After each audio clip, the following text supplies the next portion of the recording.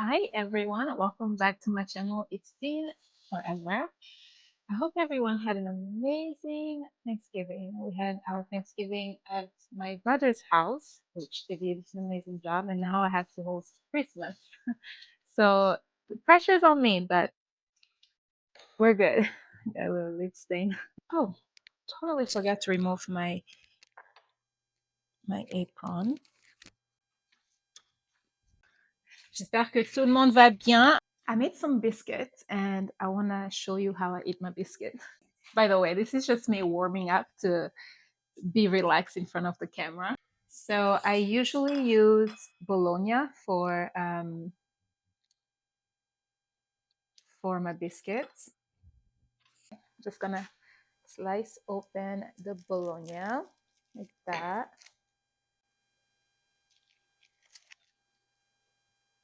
In Africa, they sell this in the street, especially in Congo. When you go like downtown, they sell this by triangle, and you pay, and they put it in the bread for you. So this is something that we brought from back home, bread and bologna, but in this case, it's biscuit and bologna. So good. Mm.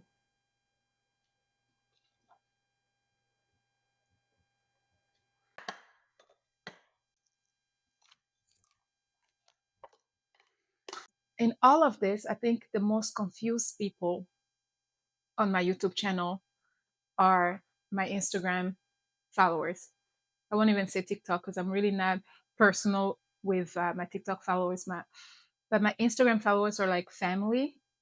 And originally, when I started this YouTube, which I started a long time ago, but I just skipped um, privating my videos. But I started as a vlog, and that was a way of me to really like have that personal relationship with my followers. And the reason why I decided to just do straight sit down is because I have always wanted to do sit downs, but I would, explain in my vlogs that I'm so insecure about my accent. And I have never fully embraced my voice and my accent the way I am right now. Maybe it comes with age, growing, and that confidence that comes with who you truly are. And with me accepting my accent, I also accept my identity. You know, when I was 15, I was scouted, and the first thing the management told me was my hair was natural at the time. So they wanted me to soften my hair because it was giving African, and they wanted my look to be the next door look. And I was also interested in acting. And right there and then, they told me, you will never act because you have an accent. And I was 15. So that played a major role. Hi, Jamie from Matalogic. She's a teacher now, but she's the one who really broke me for a very, very long time internally. And so I shied away from speaking my other languages for many, many, many, many, many, many years. And it's not that I assimilated into, being white or whatever, but being a model was really a dream of mine since I was in Africa, since I was a young girl. And it was more of like, oh, of course I'm going to do it. And I ended up straightening my hair, now with the relaxer, but I ended up straightening my hair with the flat iron, and then I did the clip-ins because the portfolio shoot was, I think, in few weeks, or I mean few days. And so I was in Maryland, I had to drive to DC. The photos came out so bad. I think I have some of the photos on my wall in my closet. I don't know why there is noise here. Anyways, let's get out of here.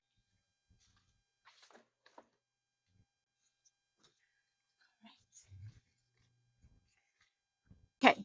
So yeah, that's actually how my identity crisis began. I started shying away from speaking my languages, and really looking up to the girl next door, because that was my job. My job was to study the way they act. I would do some event hosting. I would do some local fashion shows and things like that, but nothing international, nothing big. So when it came to New York Fashion Week, I would scout myself to New York Fashion Week, and then I would let them know, and then they would get the credit. But I was not.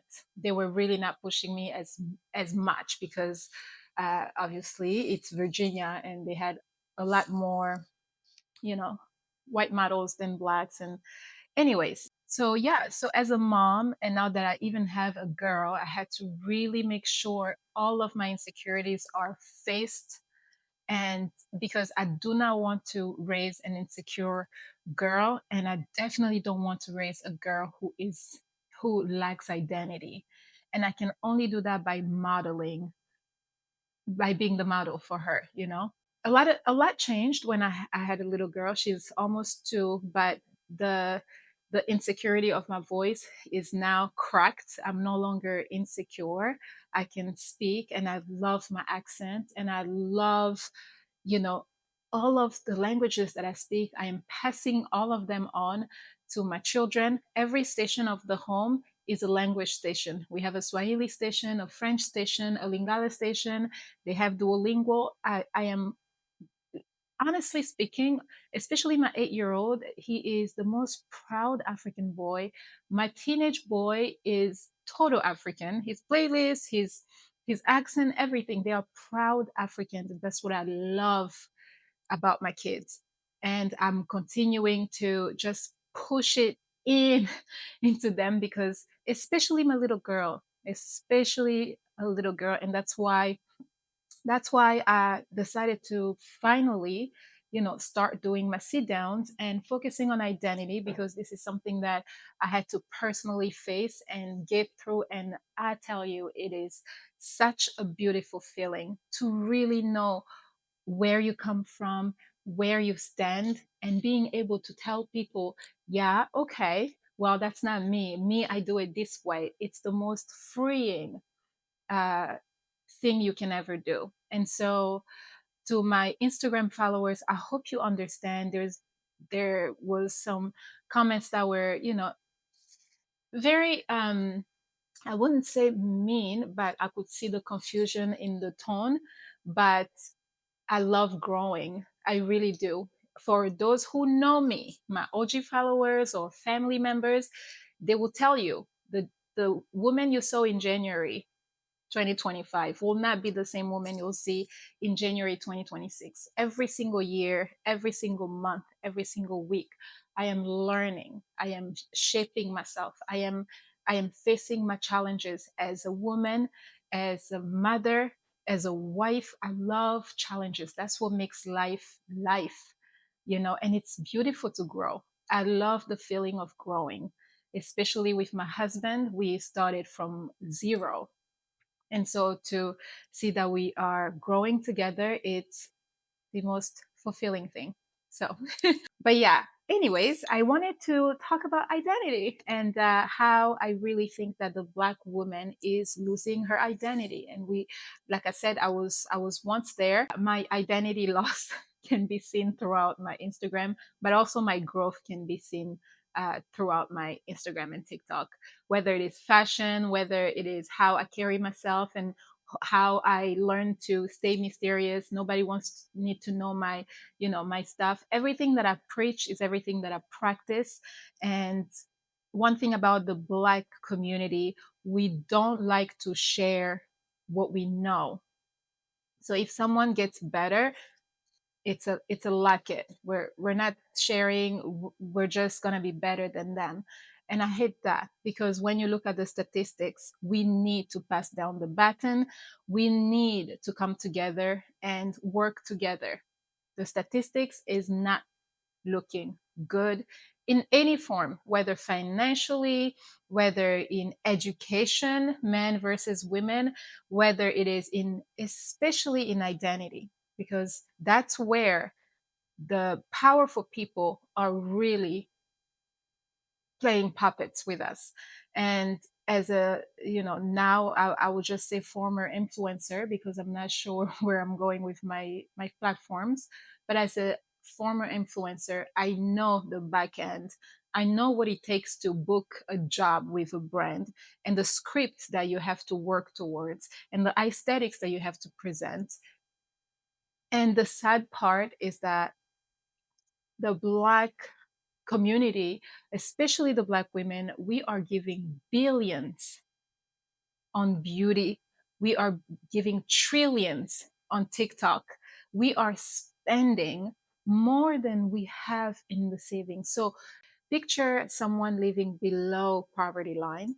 That person is buying the same bag as the woman in the 1% level, meaning all of the savings, all of the checks, all of it is going, is leaving the pockets, especially when it comes to products like beauty, clothing. From designer bags to designer clothes, the system itself is not made for us, the people of color. You get it? Let's talk about how we have lost our identity, and not because we want to, but because the forces that are shaping the culture are not from our culture. Everything that we are seeing being amplified, and now millions of people are acting in ways that they see, this all amplification. It is all social media, it is all algorithm, and the money is definitely not going back to a Black person. So then what is our identity right now? So far, what I'm observing is that the looks are now our identity. We are clinging on to how we look. I just want to say the BBLs, the injection of lips to be voluminous, the teeth whitening and the teeth straightening, the bouncy hair, all of these are inspired by Black beauty. What is going on? I mean, big boobs, that's a white woman thing. Every white woman has big boobs. They have implants. That's part of their culture. But it's not that they don't have a tradition and culture. They have their culture, their traditions. They are, graceful white women who just have big boobs because that's their insecurity, or big butt. Since when did a Black woman who already has a big butt get a BBL? Nicki Minaj, look at Nicki Minaj, look at Cardi B. It's not pretty, but nobody's talking about this. And it needs to be talked about. The money that you're spending on beauty, it's not feeding you. It's when you see it circulating and where it lands on the white woman's lap. The fancy restaurants you want to show off and take selfies, it is not a Black business. You keep giving it away. There's a lot of money leakage going on. That is just a mess. And how much do you have in your bank account? This is statistics. And I'm very openly saying it. How much do you have in your bank account? If a tsunami hits, are you gonna make it to survive with your lifestyle that you're showing the next 6 months? Next year? Stop acting rich. Quit acting like you're something you're not. You don't have any stinking money. Act like a broke person. Why? It's easy. You're a broke person. You make 60 or 90 or 160 a year and you got nothing. I have a business, I have a million. Don't say it. That's a lie. When a person says that her business made $1 million, please do not think they have $1 million. Please don't. Everything is a facade to just pull more people into victimhood and get them to strip off their identity and their culture and their values to nothingness.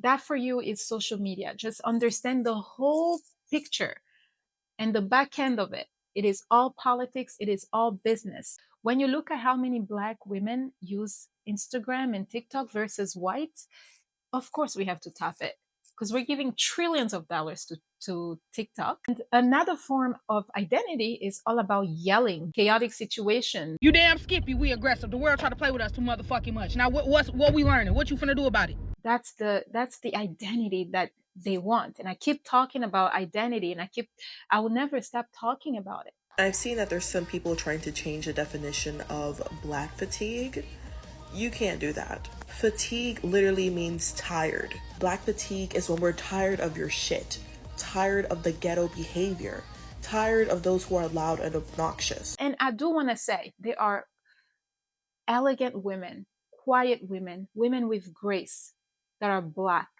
but those women are not pushed up. You're never going to see them. Probably they have a nice platform or so, but they will never be the ones to have millions of followers. Because if they did, they will shape a whole nation, and that's not the politics. So stay where you are. If you have grandmothers, if you have a mom who is rooted, please get close to them and talk to them. Let them pour into you everything they know, everything they could have done better. If you have a mother who keeps telling you, forget the boys, work hard, earn your degrees, be independent, you don't have to get married, ask her why. Because if she was married, if she had an amazing partner, she would not advise you. And if you have a good mother, she will say, I don't want this for you. I want you to get your education, but I also want you to have an amazing family to craft the next generation. The fact that we are so locked in with our looks, we don't want it to be messed up. So we don't want kids. We don't want marriages. Marriages is going to get us away from, showing our looks and having to act a certain way and maybe being submissive. Nobody's doing that. We glamorize marriage. And in this day and age, marriage is more about the dress and the dresses. Yes. And the proposal and the honeymoon and all the stuff around it. And young people aren't ready for the real of marriage. Washing dishes, cooking, what? There is politics behind everything, especially Black feminists. Feminism with Black culture, when we go back to the beginning, it cannot coexist. Feminism and Black culture cannot coexist.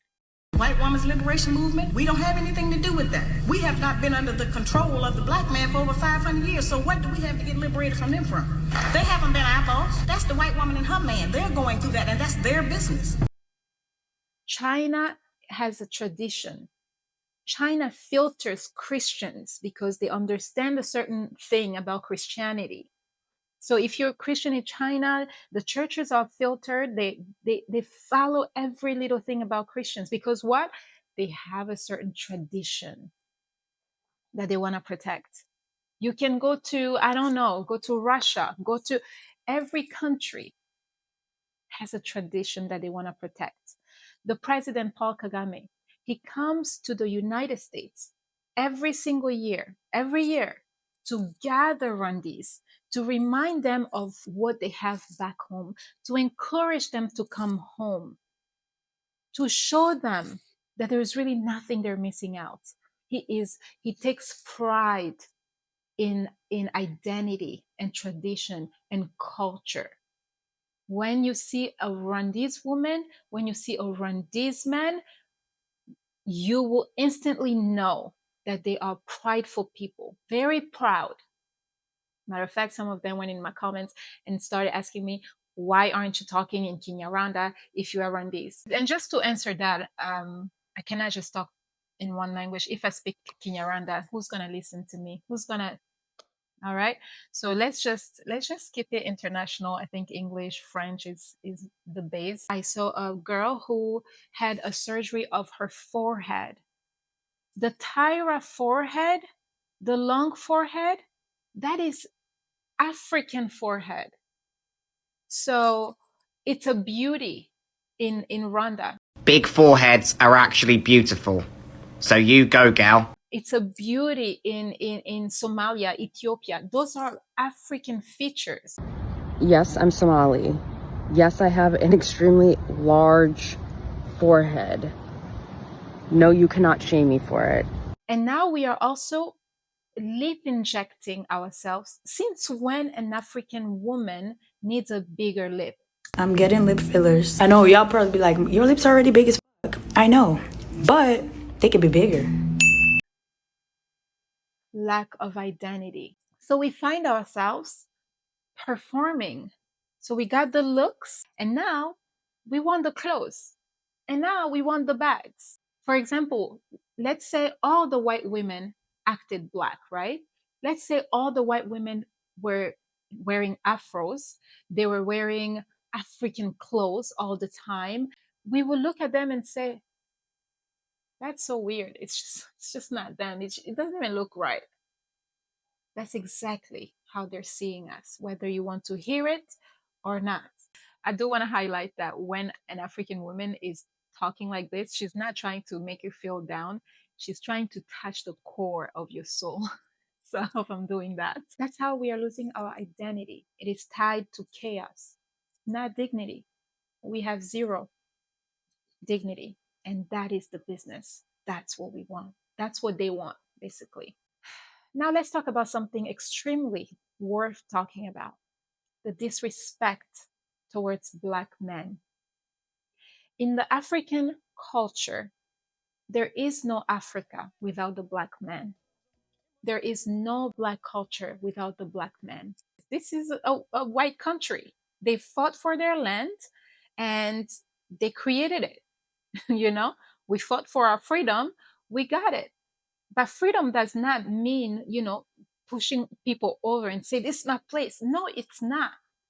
You have to know your tradition and stay in your lane. You have to know your culture. You have to know your values. That creates separation between Asians, Africans, whites. It's a good harmony. But when there is just that one person who is constantly all over the place, not knowing where they are, they become annoying. And that's who we are right now. We are annoying to the world.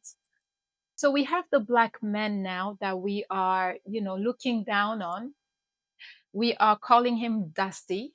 We are telling him, who do you think you are? It's like a pride thing to say to a Black man, I've dated white men. Who are you? What money do you have? Heck, we are quick to compete with them, degrade them, call them nothing, make them feel like nothing. Black man in America is the only male on earth, including every continent, who is disrespected by the women in his nation. That's true. And that is not part of the African culture at all. Zero. There is nothing about that that is African. The problem with Black women is Black women don't listen to no fucking body. They don't respect anybody, and they're very unaccountable. So which identity is that? I don't know. Did you get it from feminism? Maybe. But when you look at the relationships of white or white and Black, there is a balance. There is softness. There is respect. According to the statistics, the Black women are actually not likable at all. Why is the Black woman who is so educated, who seems to be better than the Black men, who seems to be full of herself, why is she the least dated? All of the, the dating story, why are the Black women less liked? We can no longer cling on to what mama said, how mama was, and we're trying to avoid what mama went through. We are destroying ourselves. We should be old enough to understand how far we've gotten. There's got to be a generation that fixes things, because if it's not us, it's definitely not the Gen Zs. When a woman disconnects from the man, there's no culture. When a woman disconnects from femininity, the culture collapses, because there is a lane for everyone. There's gotta be a balance. We need balance. One cannot outdo the other. And if you think you are more powerful, help the other rise. Maybe there is therapy needed somewhere, but that does not give you an excuse to disrespect the Black man. Because at the end of the day, you have to ask yourself one thing: who raised them? Who raised the Black man that you're looking down on? And they're producing these children that they don't even want to date and that they know is problematic, but instead of holding themselves accountable and saying that they maybe didn't produce the best child, they rather blame the father for not being there when they wouldn't allow them to be there because they want to be married to the system and they want to get the benefits from being in the system. You're raising the same Black boy who's going to be looked down. Most likely, because there's a cycle here, there is no African culture without the Black man.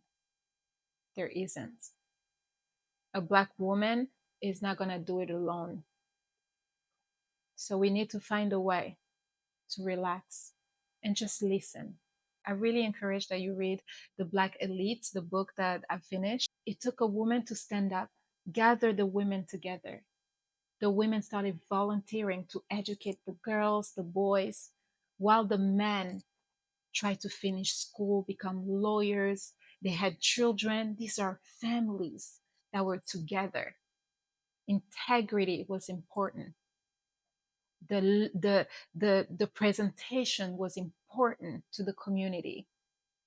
I was looking at PDD's footages from back then. Girls were so pretty with their own hair, whether relaxed or not. It was just so pure. We've lost it all. Now let's talk about how we're mistaking impulse for freedom. The era of I can do it all, I can be whoever I want. Be careful. That's not freedom. It's leading you to a maze that you will not know how to get out of. You will just get stuck there, get lonely, get lost, and that's it. Where is the empowerment in that? Where is the empowerment in that? Yes, we get it. Women can do it all. We understand. We can do it all. We like I said, the women back in the days, they ran armies. We can do it all. We get it. We can. You know, when I went through a very hard patch in my life, I had I had a very rough time, and I had a baby. And that's when I understood that a woman is strong.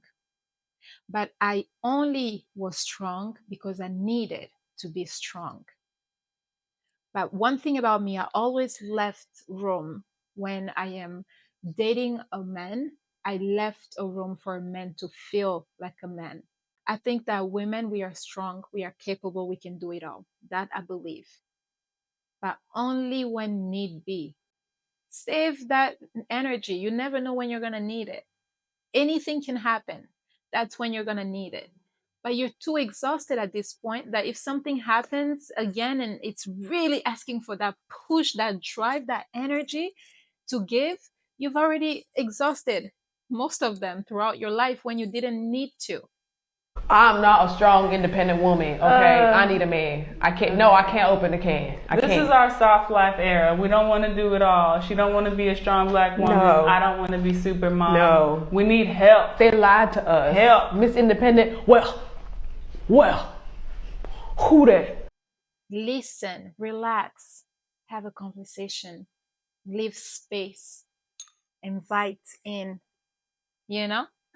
We also have the hypersexualization that is also looked at as freedom, which doesn't make sense to me. How can that be freedom when you are degrading yourself and then you call yourself elegant at the same time? That does not go together.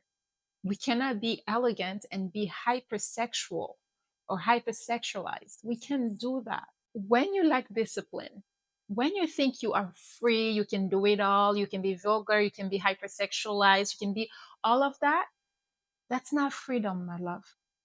That's not freedom. You're being caged. You're being caged and structured and shaped into into, I don't know what it is, because it's definitely not African culture. Femininity is structural and intentional. Femininity knows how to move, where to go, how to present itself. So everything that is going on right now it has nothing to do with femininity, and that's what we want. That's what the algorithm wants, because that's what's giving the money. To soft Black woman? What? No. It's impossible. We can't have that. No, push her back. And nowadays, everybody looks the same. Everybody's dressing the same because the algorithm understands that that's what people want. So let's just keep pushing it until we can't push it anymore. And that is creating a culture. Okay, now my favorite part. We're going to talk about how do we go back to culture? How do we get it all back? Well, I'm glad you asked because it all started with you, it all ends with you. Private behaviors, you know, emotional discipline, journaling, figuring it out financially, being truly well aligned, where you feel good in here. It's all about feeling good. Anytime you don't feel good in here, there's a lot of drama in your life. There's a lot of showing off, a lot of pressure, a lot of keeping up. You need to. So that's what I call the private habits. Slow down and figure it all out. Every second of our lives counts because tomorrow is not promised. It's better to live life knowing I did my best. I gave my best. I felt my best. I pushed it. You go to sleep, you start another day, brand new blank canvas, feeling good inside. But it starts with knowing who you are because you can't lean on a wall that's not there.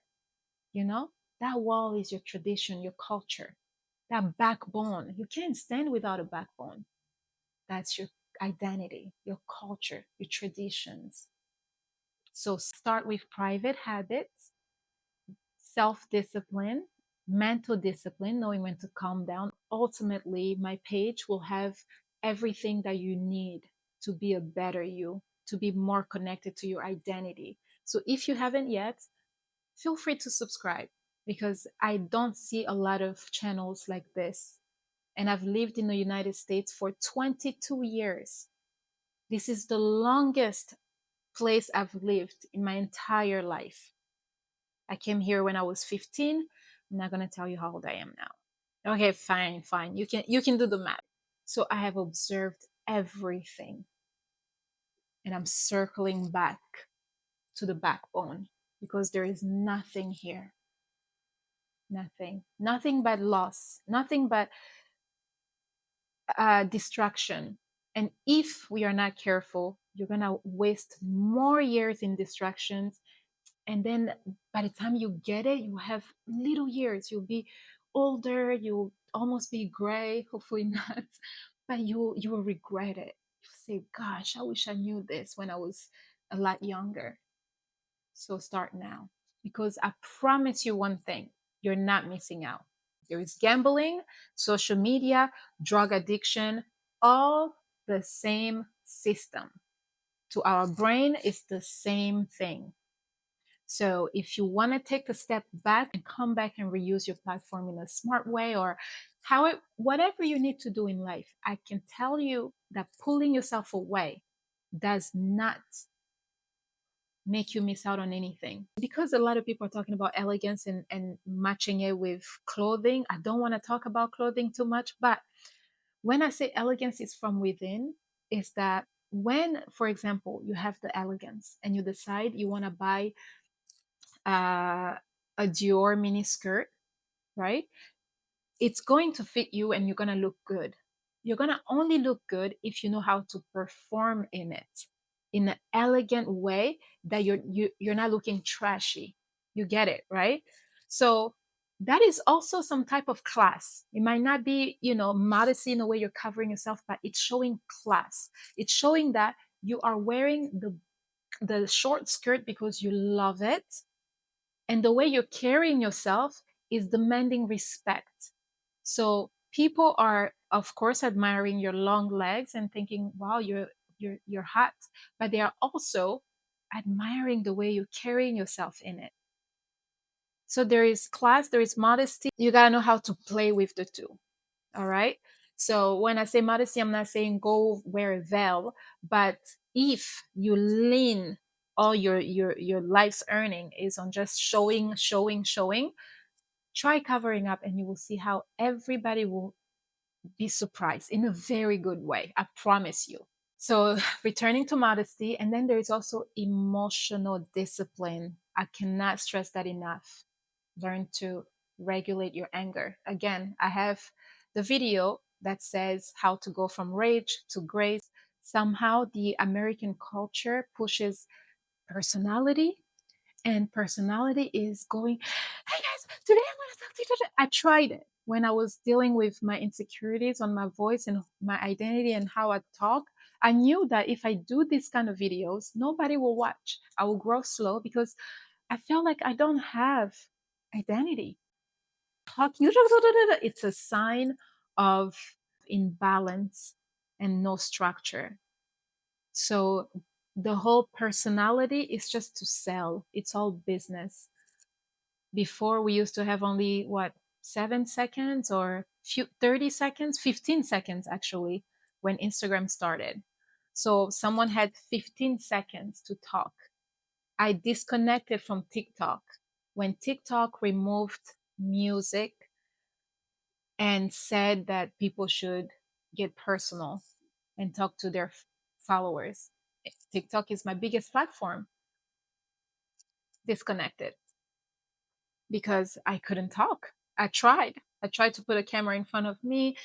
Hi guys, today I'm going to the airport. Please help me find it. Just did not work. I'm like, wow, I'm so boring.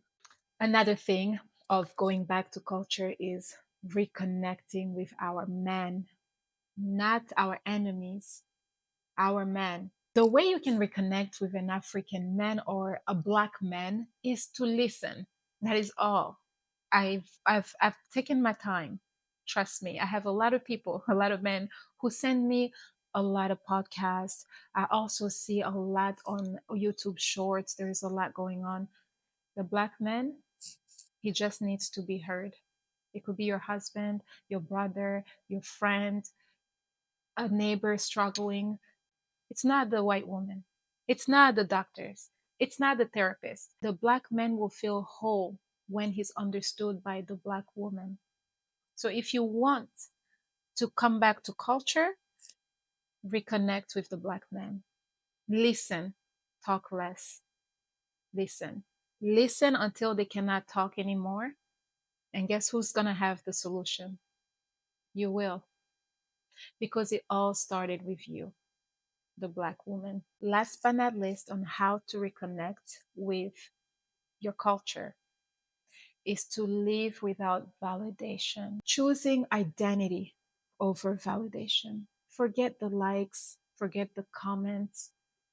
Believe me, what I learned from social media, which my platforms are not small, they aren't big, extra big as well, because it's the type of platforms that really don't get pushed. I don't have a lot of personalities in there. But one thing I noticed is to listen to yourself and to relax. If something goes viral, don't put yourself in the box. Don't. It's all about self-regulation. It's all about balancing. It's all about knowing when to stop. When you really are feeling it inside of you, don't push it. Because one thing about getting validation and coming back again for more validation, people read through you. People understand. They can see the desperation. Identity is way more important than validation. So focus on knowing yourself. No yelling, no thirst trap. No thirst trap. If you think you're about to twerk in front of the camera, restrict yourself. Go back. Just relax. Okay? If you think you're about to lick your lips in front of the camera, try not to. If you think you're about to give a wink, unless it's like a nice encouraging wink, but no thirst trap. Because an elegant woman knows how to control herself. Okay? She's not demanding attention. She's not pulling any man in. She's trying to stay mysterious. So no thirst trap, no yelling, no attacking men. And last but not least, no impulses. Try to control your impulses. And that also includes financially. I know it's the holidays. Everyone is going to get your money. So do you need it? Or do you just want it? Can you live without it? If you don't buy it, are you going to be able to live without it? Also understanding, am I doing this to prove myself?